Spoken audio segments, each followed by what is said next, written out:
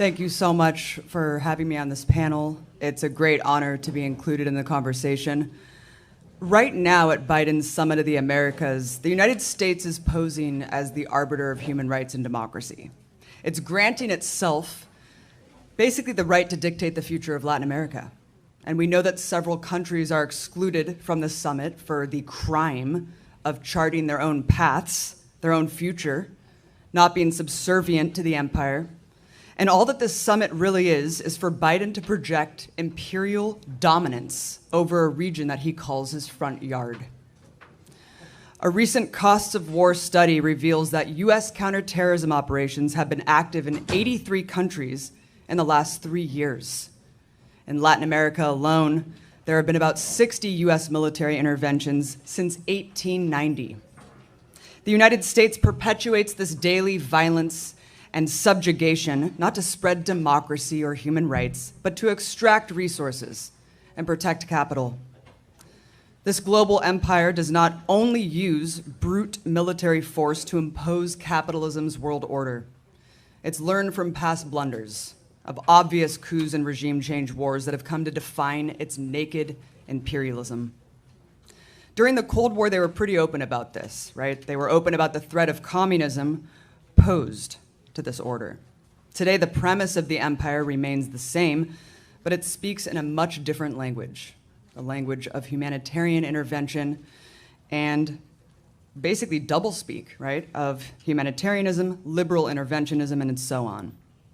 It cloaks its goals and control through hybrid war, methods of mass propaganda, and economic warfare through the use of sanctions, which they call soft power. Sanctions are administered with the pretense of peaceful coercion to bypass war, but the reality is that sanctions are war, and they cause the same amount of mass suffering and death, just with plausible deniability. Of course, sanctions are nothing new. We all know the horrific devastation wrought by sanctions during the Gulf War in the 90s. That killed 500,000 children.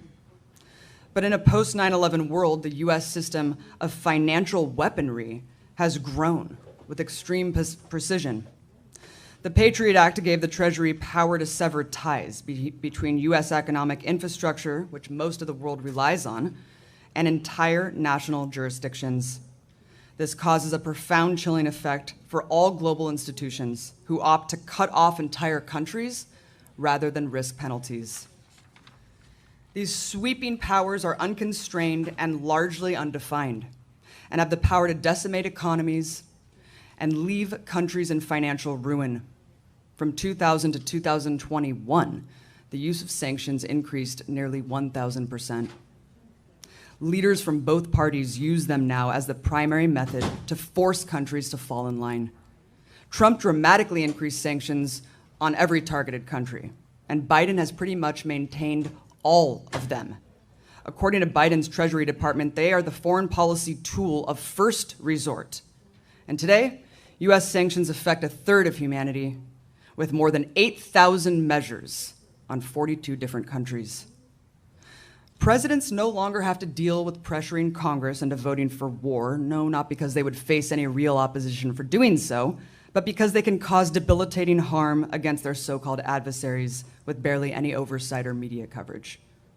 When Venezuela's economic freefall, Cuba's food shortages, or Afghanistan's severe famine are even covered by the corporate media, the utterance of sanctions is almost always omitted in the context of why these things are happening. It's always just in a vacuum, right? It's always on the shoulders of those governments. At Biden's summit down the street, they're going to tell you that these sanctions are good and they're necessary in the interests of human rights and democracy. They're going to say that they're justified because they only target despotic leaders whose values don't represent ours. That's the first big lie, obviously. Anyone can look at who the US supports around the world and see that its closest allies are theocratic dictatorships like like Saudi Arabia, of course, military dictatorships like Israel, or flagrant human rights abusers like Colombia or Uganda. Not only do these countries not get sanctioned, but they all receive massive financial assistance, military aid, training. All of these countries serve as linchpins for the empire in their respective continents. And nothing they can do including the mass killing of peaceful protesters or the state-sanctioned execution of American journalists, will warrant the United States to break these bonds. The second big lie is that the United States has the ordained right to decide which countries should be subjected to punishment, what leaders a country deserves, and the process in which they can choose these leaders. If people elect a leader that they do not like for something as simple as wanting to take out IMF loans, not wanting to take out IMF loans, or for wanting to use their own resources for their own people, the United States will use its massive amount of leverage as a superpower to dole out extreme punishment. You must accept your role as a colonial imperial outpost, or you will face consequences. This is gangsterism. The third and most insidious lie is that Biden's summit is telling right now is that sanctions only impact the powerful, the elite, and their corrupt inner circles. With the help of corporate media, this lie has been facilitated very well, and in fact, a lot of well-intentioned liberals also believe this to be true. They think, well, we have to do something, right? We have to punish these elites in power who abuse their people. But literally anywhere you look where sanctions are deployed, the opposite is true. Sanctions are specifically designed to target the most defenseless and vulnerable people, the young, the elderly, the sick, and the disabled. They cause massive food shortages. They force people to ration basic goods they need to survive. They directly target the public infrastructure of those countries, and they sadistically deny healthcare and life-saving medication for people who need it. In Venezuela, we know that in just 2 years, sanctions were responsible for the deaths of 40,000 people. And I know that we've heard the statistic, but before moving on, I just really want you to sit there and wrap your mind around it, because it's really horrific, right? 40,000 lives extinguished, 40,000 people whose families are shattered, 40,000 people.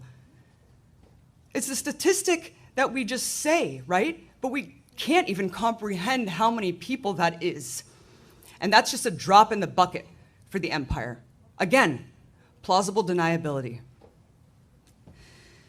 In Cuba, the blockade has continued to tighten more and more to the point that life-saving vaccines could not be administered because they could not import things like syringes. During the height of the pandemic, government officials had to make the choice, the heart-wrenching choice, to give COVID patients oxygen or babies formula. Imagine making that choice.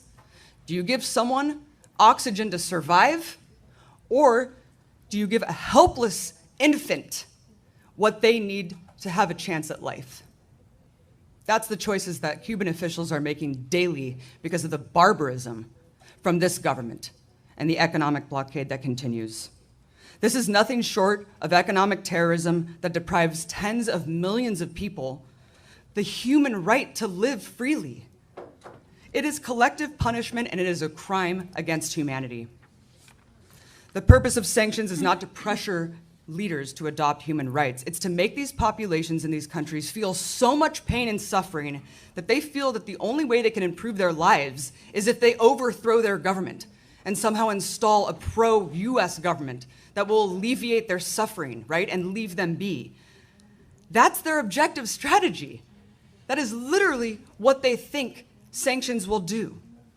But what really happens, right? What really happens when the US succeeds in getting what they want, as they have dozens of times in Latin America alone?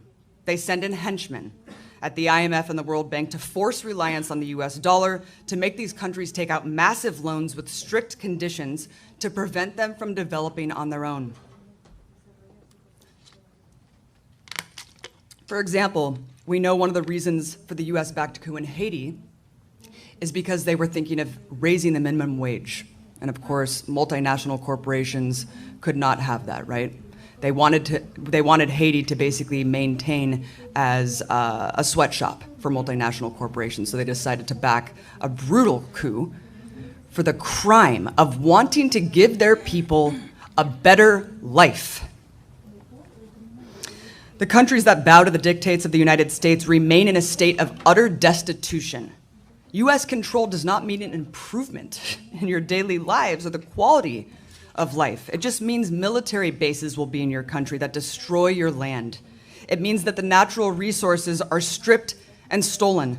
It means that your sovereignty has been robbed.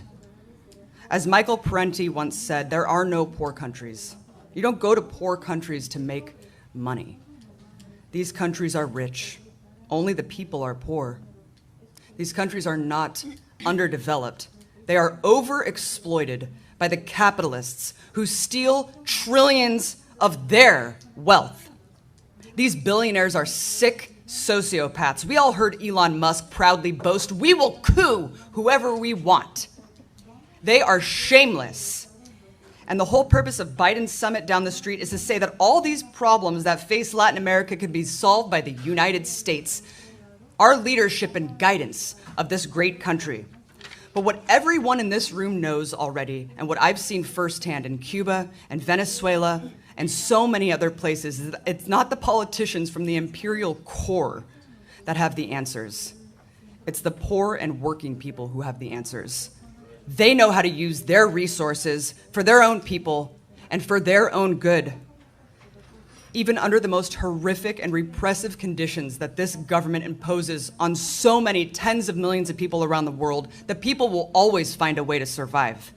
And the harsher conditions become, the more class consciousness grows, one rooted in international solidarity, one that links the struggles we all face to capitalism, militarism, imperialism. That's the real threat.